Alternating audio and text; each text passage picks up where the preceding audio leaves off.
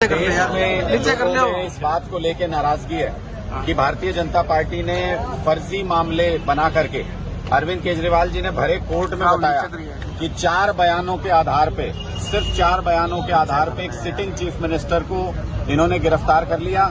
और वो चारों के चारों बयान ऐसे हैं जिसमें पहले 10 बार उन्होंने बयान दिया जिसमें अरविंद केजरीवाल जी का नाम नहीं लिया, उसको ऑन रिकॉर्ड नहीं रखा। 11वें बयान को जब उन्होंने दबाव में आके टूट के केजरीवाल जी का नाम लिया, उसको ऑन रिकॉर्ड रख लिया और अरविंद केजरीवाल जी को गिरफ्तार कर लिया। लोगों के अंदर इस बात को लेकर जबरदस्त गुस्सा है, इसलिए पूरे देश के अंदर रोष प्रदर्शन हो रहे हैं, विरोध प्रदर्शन हो रहे हैं। गोहाना में आज होने वाला ये विरोध मार्च, ये मशाल मार्च उसी का एक हिस्सा है। क्या कहना चाहोगे जिस तरह से गिरफ्तारी की है तो उसको विरोध क्या कहना चाहोगे? नहीं, हम तो स्पष्ट तौर पे ये कहते हैं कि ये पीएमएलए एक्ट में ये कहते हैं प्रोसीड ऑफ क्राइम, कि मतलब क्राइम का पैसा कहाँ गया। मैं तो स्पष्ट तौर पे ये कहना चाहता हूँ कि हमने सबूत पेश कर दिए हैं कि इलेक्टोरल बॉन्ड में ये डेटा निकल के आया है कि शराब घोटाले के जो मुख्य अभियुक्त थे, जो ऑरबिंदो फार्मा के शरद चंद्र रेड्डी जो मुख्य अभियुक्त थे, उनकी गिरफ्तारी के 5 दिन बाद 5 करोड़ रुपया बीजेपी के अकाउंट में गया।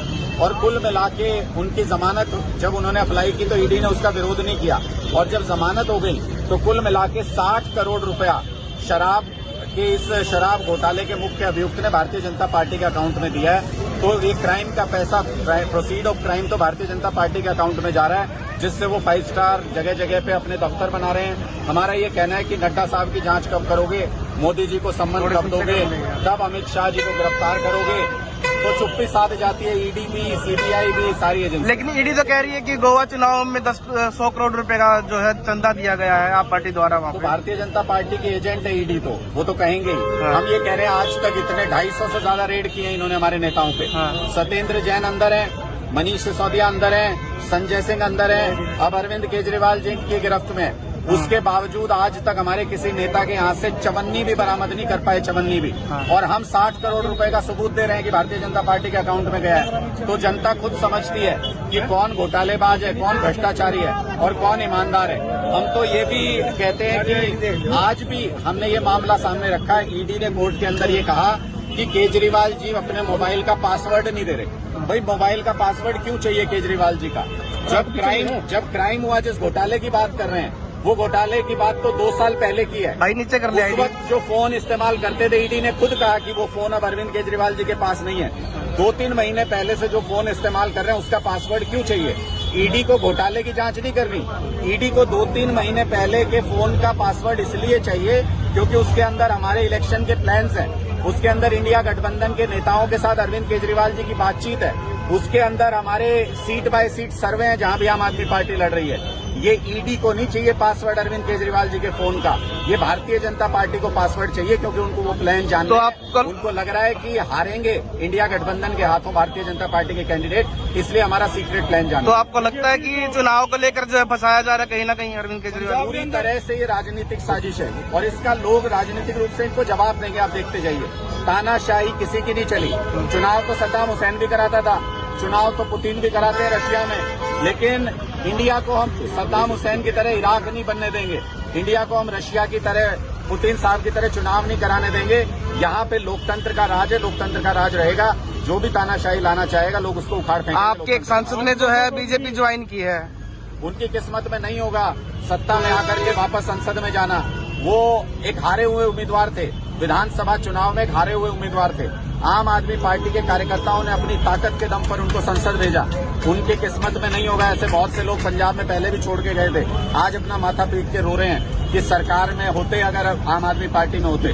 तो मुझे लगता है ऐसे लोगों का कोई मायने नहीं है। आम आदमी पार्टी कार्यकर्ताओं के कंधों पर टिकी हुई पार्टी है, जिसको चाहेंगे उसको जिता के संसद भेजेंगे। पंजाब में इंडिया गठबंधन नहीं किया गया। पंजाब की परिस्थितियां और बाकी जगह की परिस्थितियां अलग हैं। पंजाब में हम लोग सरकार में और कांग्रेस मुख्य विपक्षी दल है। हम नहीं चाहते कि किसी भी तरीके का कोई पॉलिटिकल फायदा गठबंधन की वजह से दूसरी पार्टियों को हो, भारतीय जनता पार्टी को हो। इसलिए पंजाब में विचार विमर्श करके आपसी सहमति से निर्णय हुआ कि वहाँ अलग अलग चुनाव लड़ेंगे और बाकी जगह एक साथ। चूंकि वहाँ पर मुख्य मुकाबला आम आदमी पार्टी और कांग्रेस के बीच में, इसलिए बहुत सारे लोग ऐसे भी हैं जो गठबंधन अगर होता है तो मुख्य विपक्षी दल भारतीय जनता पार्टी और उनकी अलाइज बन जाते वहाँ पे। हम ऐसी स्थिति नहीं करना चाहते। जो भी सांसद जीतेंगे, किसी के भी जीते आएंगे तो इंडिया गठबंधन में, इसलिए 13 की 13 सीटों का लक्ष्य लेके आम आदमी पार्टी वहाँ पे चल रही है और वहाँ हम इतने मजबूत भी हैं कि अपने दम पे 13 सीटें ला सकते हैं। आज का जो प्रदर्शन है वो इंडिया गठबंधन का है या आम आदमी पार्टी का? आज का प्रदर्शन अरविंद केजरीवाल जी की गिरफ्तारी के खिलाफ है। आज का प्रदर्शन ईडी की राजनीतिक साजिश के खिलाफ है। आज का प्रदर्शन भारतीय जनता पार्टी के उस डर के खिलाफ है जो वो आम आदमी पार्टी और इंडिया गठबंधन से डर रहे हैं। सभी आमंत्रित हैं, बहुत सारे सामाजिक कार्यकर्ता भी यहाँ पर हैं, बहुत सारे आम आदमी पार्टी के कार्यकर्ता भी यहाँ पर हैं। इस तरीके के जो भी कार्यक्रम होते हैं उसमें सभी लोग आमंत्रित हैं। जो भी विरोध जताना चाहते हैं वो सभा। आम आदमी पार्टी कांग्रेस के साथ गठबंधन किए हुए, जबकि सबसे पहले आम आदमी पार्टी ने तो कांग्रेस पर ही भ्रष्टाचार का आरोप लगाया। बहुत से लोग ये सवाल पूछते हैं कि आप तो कांग्रेस पे कई सारे सवाल खड़े करते थे, कई मुद्दों के ऊपर उनके ऊपर सवाल खड़े करते थे, फिर ये गठबंधन क्यों? हमारा कहना स्पष्ट है कि ये देश बचाने के लिए गठबंधन किया और देश बचाना सबसे महत्वपूर्ण है। कल को अगर चुनाव ही नहीं होंगे, तानाशाही आ जाएगी, तो फिर अच्छे और बुरे में से आपका चुनने